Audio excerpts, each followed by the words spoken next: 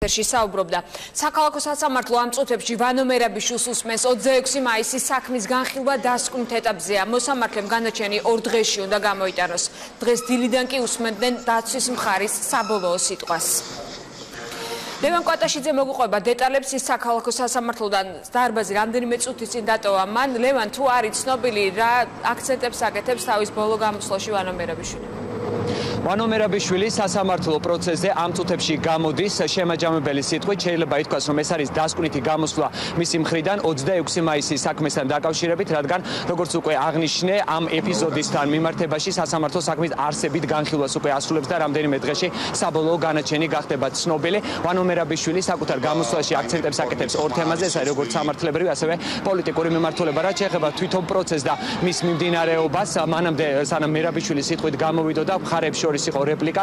დღევანდელი პროცესი კი გაიხსნა დაცვის მხარის მიერ წარმოდგენილი დასკვნითი სიტყვით 2 საათიან გამოსვლაში ადვოკატებმა საკმაოდ ვრცლად ისაუბრეს მერაბიშვილის უდანაშაულობაზე, მათ წარმოადგინეს კონკრეტული ფაქტები, მტკიცებულებების სახით. კერძოდ საუბარი არის იმაზე, თუ როგორ ვითარდებოდა პროცესები, როგორც აქციის პერიოდში რუსთაველის გამზირზე, ასევე კოსტავას ქუჩაზე და ამის მაგალითებად მათ აჩვენეს ვიდეო კადრები, მათ შორის ნინო ბურჯანაძის გამოსვლა და ასევე აქციის ორგანიზატორების და მათ შორის მომიტინგეების დამოკიდებულება სამართალდამცველების მიმართ. როგორც ადვოკატებმა აღნიშნეს, მათ სურდათ ეჩვენებინათ რა განზრახვა ჰქონდათ აქციის ორგანიზატორებს და მათ შორის მომიტინგეებს. გარდა ამისა, კიდევ ერთ საკითხზე გაკეთდა აქცენტი მათი მხრიდან, ეს არის ინტერესი სტრასბურგის სასამართლოს მხრიდან. ამ მოსაზრებას ცხადია არ ეთანხმება ადვოკატებთან ბრალდებულები და ისინი აცხადებენ, რომ სასამართლოს გამოიტანს გამომტყუნებელ განაჩენს მერაბიშვილთან მიმართებაში, რადგან არგუმენტები, რომელიც მოაქვს დაცვას, მათთვის მიუღებელია.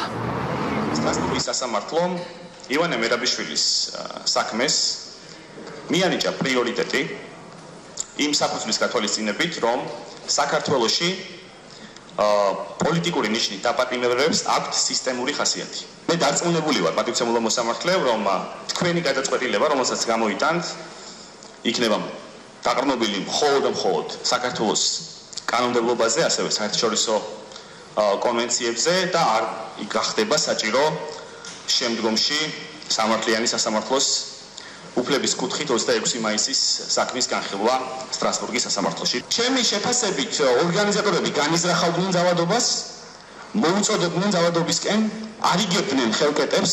გამოსავლის გარეშე დარჩენილი დაცვის მხარე იძახის რას?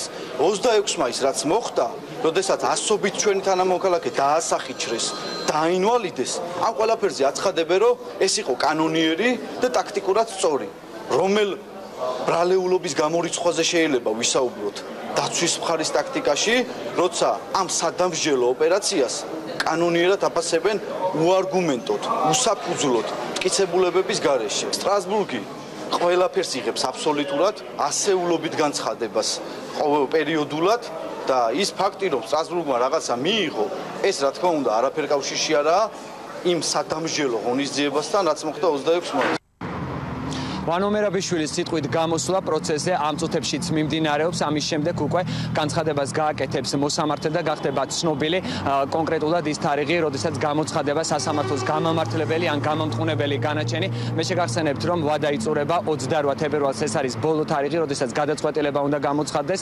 ჯამში არსებითი განხილვა 26 მაისის საქმეზე მიმდინარეობდა 5 თვის განმავლობაში და დაიკითხა როგორც დაცვის, ასევე ბრალდების მოწმები. იმ შემთხვევაში, თუ სასამართლო ვერ ჩაეტევა თარიღის გამოცხადების პერიოდში, მაშინ მას უკვე მოუწევს აღკვეთი ღონისძიების შეცვლის საკითხთან დაკავშირებით მსჯელობა. მადლობა, ეს იყო